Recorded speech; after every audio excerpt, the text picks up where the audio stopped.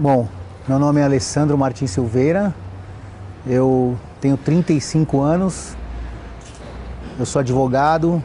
Meu nome é Carol, eu tenho 22 anos, moro aqui em Curitiba e o meu primeiro contato com as drogas foi aos 11 anos. Minha história é uma história maravilhosa e triste ao mesmo tempo, né? Muito triste, na verdade. Em casa eu tinha algumas bebidas e eu comecei a experimentar. E eu comecei a experimentar não só a bebida, mas eu também comecei a experimentar o cigarro, pela curiosidade de adolescente mesmo. Porque o grande problema do Brasil não é realmente, em termos percentuais, não são as drogas ilícitas. Maconha, cocaína e crack, não. É o álcool. Grande problema, 42% dos estudantes brasileiros estão utilizando, assim, desbragadamente o álcool. E principalmente a cerveja. O uso de droga nunca acaba bem, né? Sempre acaba... Não existe forma de usar droga e ter uma vida normal. Uma hora vai pro buraco e as consequências vão vir. Pode ser em 1 ano, em 10 anos. Tem pessoas que morrem no primeiro ano. Eu voltei de um caminho que não tem volta, sabe? Eu vejo assim, porque não tem volta. Foi um milagre que aconteceu. Episódio de hoje...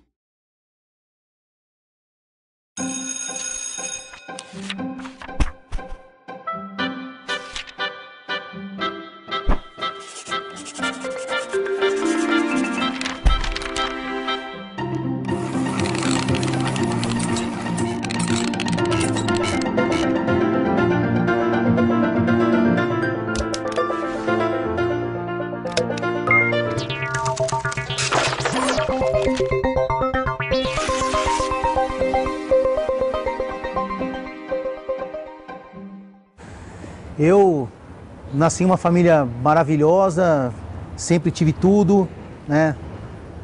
A minha mãe biológica morreu no parto, eu fui adotado e logo depois da adoção, minha mãe engravidou do meu irmão e meu irmão veio a falecer depois. Por que eu introduzo sempre assim? Porque a morte do meu irmão acabou com a minha vida lá atrás. Como eu não tinha uma crença, eu achava que a vida não tinha mais sentido, eu achava que eu tinha uma rusga com Deus, eu olhava para Deus e falava, você não existe, é uma mentira Deus, Bíblia é mentira, tudo mentira. É uma forma que o ser humano encontrou de dar respostas a perguntas que não têm respostas, né? O meu pai, ele é alcoólatra, ele desde sempre assim, né, até antes de eu nascer, ele já tinha esse problema com o álcool, então... é uma coisa meio que de identificação, assim. Pra mim, na época, foi exatamente isso. Sabe, quando você quer... É identificação mesmo. E eu, na época, bem nesse começo, quando eu tinha 11 anos, a minha mãe me falava muito, você é muito parecida com seu pai, com seu avô. E, na verdade, eu não via... Pra mim, o parecida era... eu conseguia ver na questão do álcool e não na parte boa. Pra mim era isso. Então, cada vez mais eu fui buscando esse lado, sabe? Eu comecei a usar droga com meu irmão, comecei a fumar maconha com ele. E quando ele morreu, eu conheci o crack. Então, foi a ausência de uma crença. Com a morte do meu irmão, ficou um vazio. E o crack preencheu esse vazio assim de uma forma... assim, juntou a fome com a vontade de comer, entendeu? E aí... isso começou em 96, quando meu irmão morreu, e de 96 para frente, só destruição e desgraça na minha vida. Ele já não tem nome, mas este é o seu endereço. Neste lugar, a nuvem de fumaça se confunde com a de gente. E para quem vive à margem da sociedade, o meio-fio funciona. É fato que quem dá o primeiro trago nem sempre acaba aqui, mas tampouco imagina que um dia como este possa chegar. Na busca pela tal sensação que alucine a mente e intoxique o espírito, muitos se perdem no caminho das drogas. E o que é pior, entram por ele cada vez mais cedo. O primeiro contato com as drogas, ela é cada vez mais precoce. Olha, aos 15 anos eu comecei a fazer o uso da droga, né? E eu lembro que nessa fase, aos 15 anos, existia a imaturidade, não tinha maturidade para poder esconder isso. Era muito imaturo. Então, assim, eu tentava, mas a família conhece os seus, né? Então, só no olhar que não direcionava para eles já percebiam que alguma coisa de errado estava acontecendo. A orientação da família era sempre essa. Ao terminar a aula, volte para casa, tome um carro e venha direto. Né? E eles sabiam o que poderia acontecer. Mas o jovem quer descobrir, quer se envolver, quer estar ali na atividade, né, dinâmica, aquela coisa gostosa. Então, algumas vezes eu até ignorava a orientação da família. A progressão é assim, álcool e tabaco. Dá uma abertura sempre com pressão de grupo, porque às vezes o adolescente, ao começar, ou a criança, ela até nem quer, mas ela quer fazer parte de um grupo. Então, ela, para se enturmar, ela acaba fazendo tendo aquela entrada para fazer. Às vezes ela não gosta, ela acha amargo, sei lá o quê, até nem acha interessante, mas ela faz uso para não sair, para ser aceita no grupo. Mas eu lembro que um dia um amigo de classe me fez uma oferta muito tentadora. Ele chamou para jogar um futebol na praia. Ali então nós descemos, quando chegamos já tinha outros jovens, e ali depois que terminou a atividade, eu lembro que um dos jovens tinha drogas, e ele pegou e usou. Depois passou para o colega da classe. Aquilo foi um absurdo para mim. Fui para casa, não consegui parar de pensar, né? No dia seguinte, voltei à escola e ele me trouxe a mesma oferta. Eu pensei o seguinte, eu posso descer com ele para poder jogar. Mas a ideia não era essa, né? A curiosidade, eu queria experimentar, eu queria saber o que ele sentia após o uso, o efeito que trazia a droga. Então, tantas coisas me vieram à mente. A curiosidade, ela pode vir sem que exista o sofrimento, simplesmente pela curiosidade de experimentar, de ter novas sensações, de transgredir as regras, de ir contra os pais, movimentos que são bastante normais da adolescência e que o uso de drogas pode estar a serviço disso. O que mais leva o jovem para o uso de drogas é a curiosidade. Ele quer entrar em novos conhecimentos e aventuras, principalmente é isso. Eu fui com ele. Cheguei lá, os jovens estavam, tudo aconteceu como o dia anterior. Jogamos a bola, ao terminar, o mesmo jovem colocou droga no papel e ali usou. Depois que passou, chegou no colega da classe. Meu coração pulsava forte, eu tinha medo alguém da família aparecer, eu tinha medo alguém da escola aparecer, alguém da vizinhança. Mas eu não tinha vontade de sair, eu queria ver, eu queria matar a curiosidade. E o interessante é que naquele dia me veio coragem para tomar a droga e fazer o uso dela. As outras drogas, claro que elas vêm mais tarde, mas a gente sabe que cada vez mais cedo, né? Embora a maconha, a cocaína, as pessoas quando vão experimentar já sejam um pouco mais velhas, ainda é muito cedo, né? O tabaco é por volta dos 11 anos que as crianças vão experimentar o primeiro cigarro, então é bastante precoce. O onde a gente não tem uma regra, né? Então todo lugar pode ser lugar, né? Depende, claro que depende muito do contexto social em que a pessoa vive, se naquela vizinhança que ela mora tem tráfico, se não tem, se na escola tem traficante vendendo, se não tem. Então isso é muito variável. Eu me tornei um jovem dependente da droga, eu não conseguia mais viver sem a droga. Sabe? Comecei a vender as coisas que tinha para sustentar o vício. E, consequentemente, o rendimento escolar vai lá para baixo, né? Não tinha mais vontade alguma de ir à escola. Eu lembro que eu recebia ainda visitas. Nossa, existia um monitor lá na escola adventista, no bairro da Liberdade, que ele era amigo e vizinho. Então, quando ele soube da situação, ele foi até a nossa casa conversar. Sabe, a gente percebia amor e interesse para tentar mudar a história. No início ele não experimenta sozinho. Tanto que a minha dissertação era os melhores amigos. Inclusive, você não tem droga na galera. Você tem nos melhores, porque galera não é a mesma coisa que amigo. Galera é um grupo que se reúne para fazer uau em estádio. Entende? É para zoar, como eles dizem. Amigo é o que confidencia. Então, o que eu percebi no grupo? Eles fazem uso com os melhores amigos porque, como a droga é contravenção, o melhor amigo acoberta. Tanto que nos Estados Unidos, em alguns estados americanos, quando eles prendem um jovem, eles vão atrás do melhor amigo. Entende? Então, essas são algumas características interessantes. Ele não vai sozinho. Inicialmente, ele tem uma galera que ele faz o uso. Depois que ele se torna dependente, aí a trajetória é solitária. Quando ele entra para cocaína, por exemplo, ele fica mais só vivendo única e exclusivamente para conseguir droga e ter acesso e se drogar.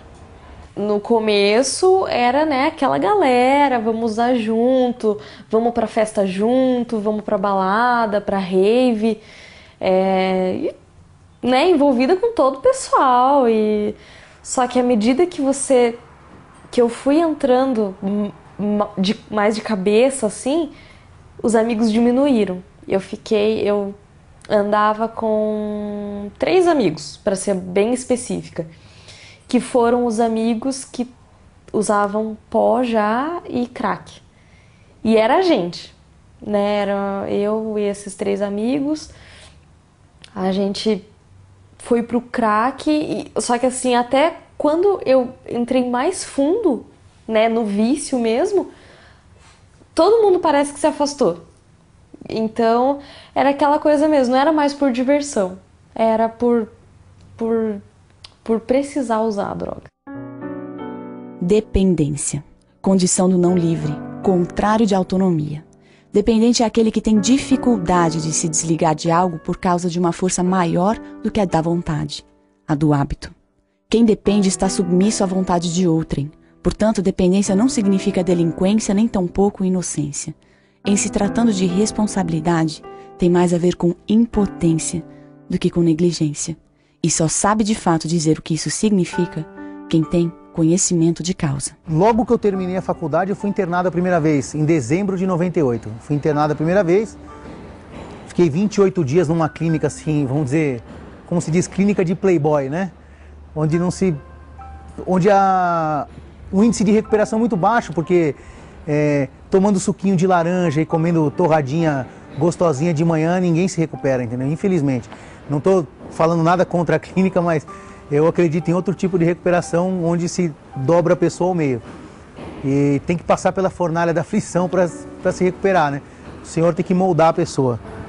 E aí em 98 fui internado, não adiantou, saí e fui internado logo a segunda vez, em fevereiro de 99. Depois em 2006 eu fui internado outra vez. E assim, a coisa mais espetacular do mundo é que eu fui nos maiores médicos, eu fui nos melhores médicos de São Paulo, os melhores do Brasil.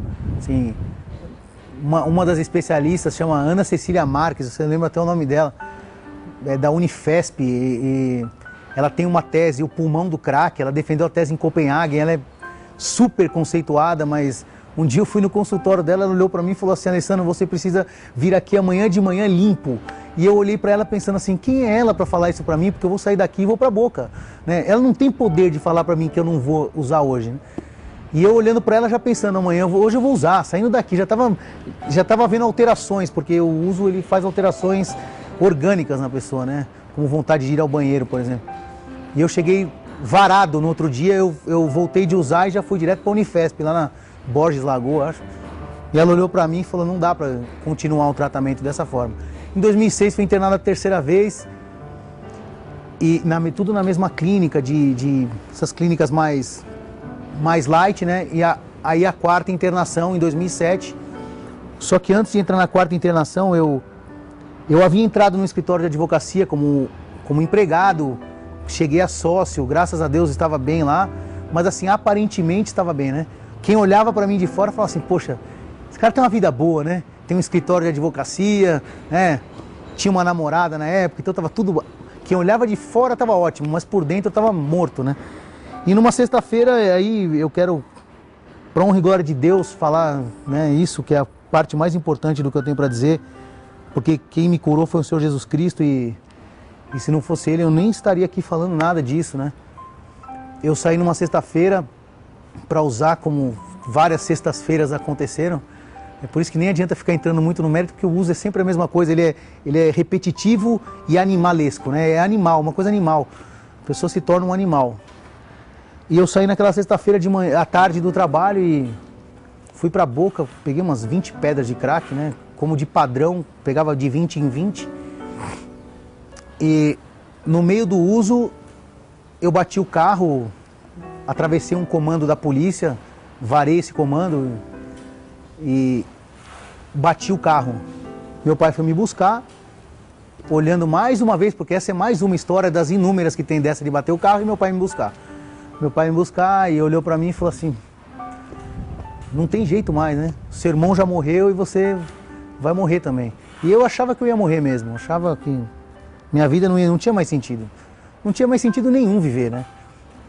E quando eu bati o carro, eu tinha uns 18 pedras ainda para usar, e eu queria muito usar ainda. E quando eu bati o carro, não tinha acabado o ciclo de uso, eu queria muito usar. E quando a pessoa quer usar, infelizmente, ela entrega os seus valores, os seus princípios, e o que tiver na mão ela entrega também. Inclusive um familiar ele entrega também, entrega tudo. E eu cheguei em casa, o carro batido, aquele clima de velório, eu roubei a chave do outro carro e sumi.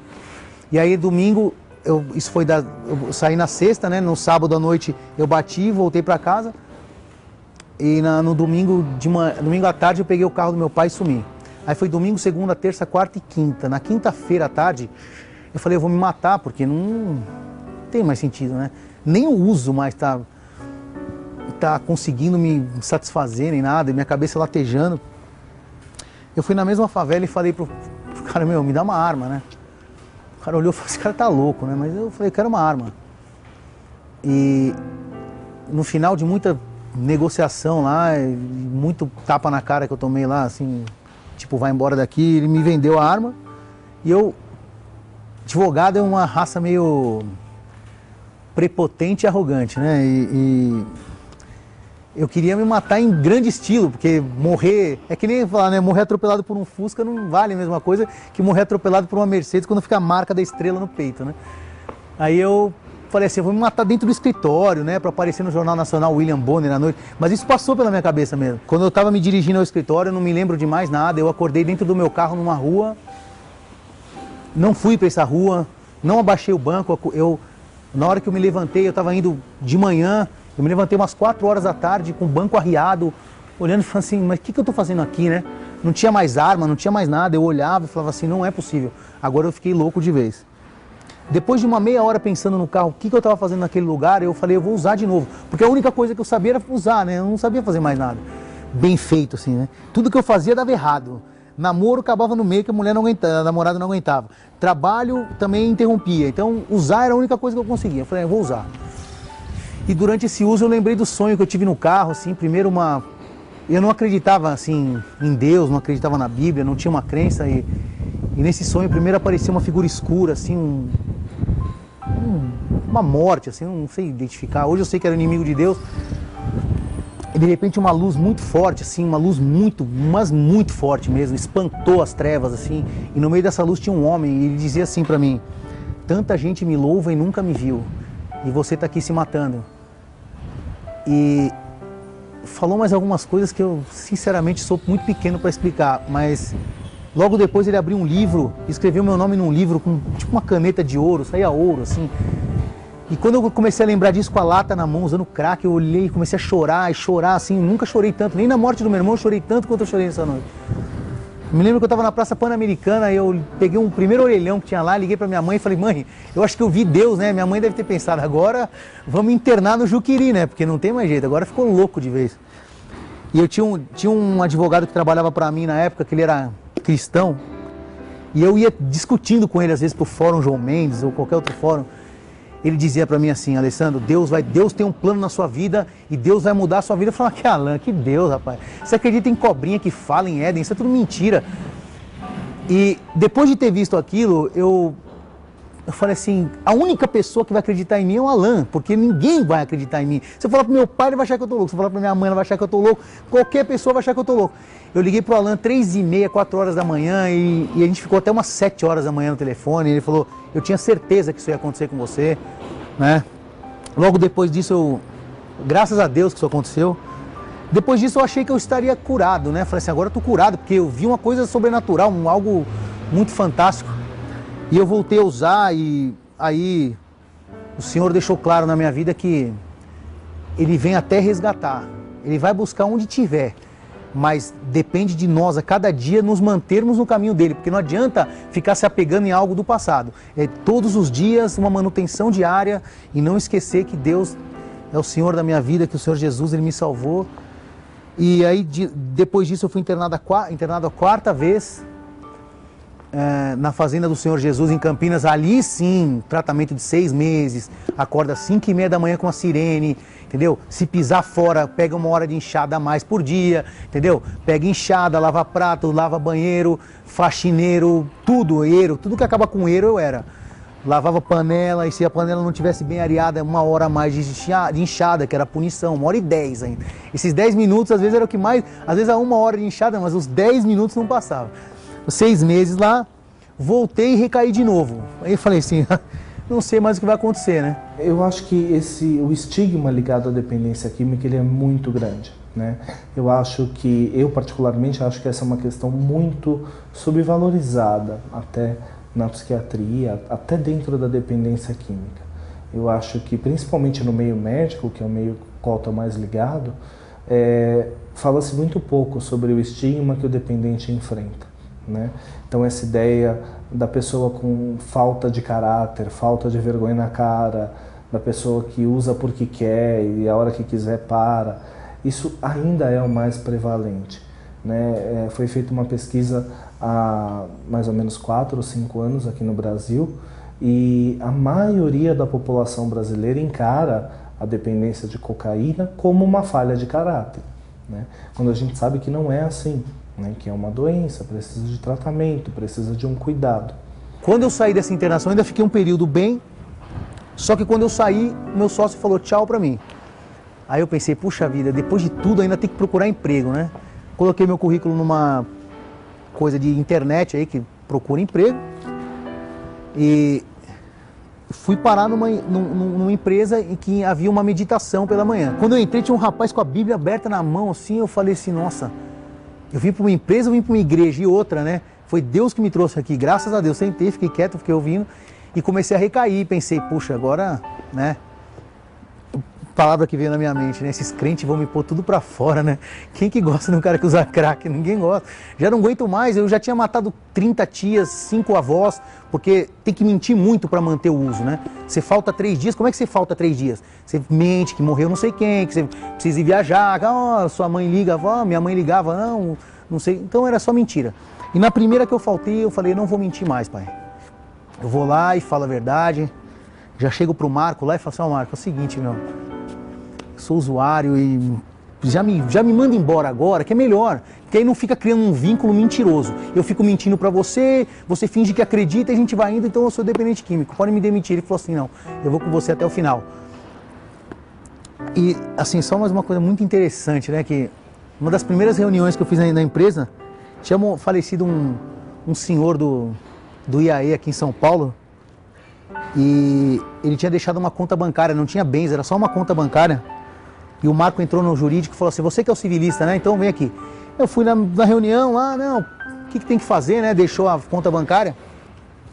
Falei, ó, pedido de alvará, o juiz libera rapidinho, das ações mais fáceis que tem para fazer, né? Alguns meses depois o filho desse senhor foi lá no escritório e eu, naqueles dias atribulados, tava meio, né, que às vezes dá algumas alterações, né? Muito estresse e tal. E eu comecei a xingar ele em pensamento, falei, poxa, o que esse cara quer comigo, né? Já liberei o valor, tal. Chamei o outro advogado, falei, vamos lá na sala de reunião, já pega, já libera, eu tinha que ir para terapia, né? O Marco estava pagando terapia para mim. Quando eu cheguei na sala de reunião, ele estava com uma caixa de livros da senhora White, né? Conectado com Jesus, alguma coisa assim, uma caixa assim, com o espírito de profecia. Ele falou assim, não, eu só vim te dar um presente, né? Ele acabou comigo, porque eu, né, tava gritando pensamento, falando para ele, e ele me deu a caixa. Mal sabia ele, eu liberei uns 1.000 e poucos reais que tinha numa conta bancária, e esse homem me deu o maior presente da minha vida, assim, espiritual, que foi esses livros, né? Depois eu comecei a recair de novo e o Marco olhou para mim e falou assim, olha, ou você se interna de novo lá na Fazenda do Senhor Jesus, ou você tá fora. E eu Pensei, mais 6 meses lá pegando enxada, não aguento. Arrumando cerca, fincando morão, limpando banheiro sujo, nossa senhora. Aí não tinha saída, falei, vou, né? Eis-me aqui, envia-me a mim mesmo, eu vou lá, fazer o quê? Fica mais 6 meses preso, vai. Aí limpando banheiro, E eu levei esses livros para internação e eu li quase todos, não vou dizer que eu li todos que eu vou estar mentindo, mas eu li quase todos antes de me batizar. Voltei, eu fui internado no dia 12 de dezembro de 2008. De lá pra cá, assim, minha vida é completamente outra. Tem dificuldades? Lógico que tem. Já tive dificuldades no meio do caminho, já tive, mas o pesadelo não é mais o mesmo. Durmo tranquilo. Minha vida é outra, minha vida é outra. Graças a Deus, desde dezembro de 2008, minha vida mudou completamente, para honra e glória de Deus que me salvou. Olha, era com certeza até mais fácil falado, né? Mas não era nem questão de timidez, a questão era que eu não sabia como falar. E o meu falar era dessa forma. O jeito que eu conseguia me expressar era dessa forma. Então, era o meu jeito de falar, sabe? Então, geralmente, os adolescentes que realmente são aqueles que mais chamam a atenção numa turma, né? São os que às vezes desafiam os professores, mas não precisa nem desafiar, mas são os líderes. Tem aqueles líderes que você vê que eles são ali mesmo para ajudar, para estar ali com o professor, mas tem alguns que estão ali para peitar e para chamar atenção, exatamente, para fazer a baderna mesmo. E são pessoas que são adolescentes que você tem que estar mais ligado, digamos assim, porque eles podem estar querendo dizer alguma coisa.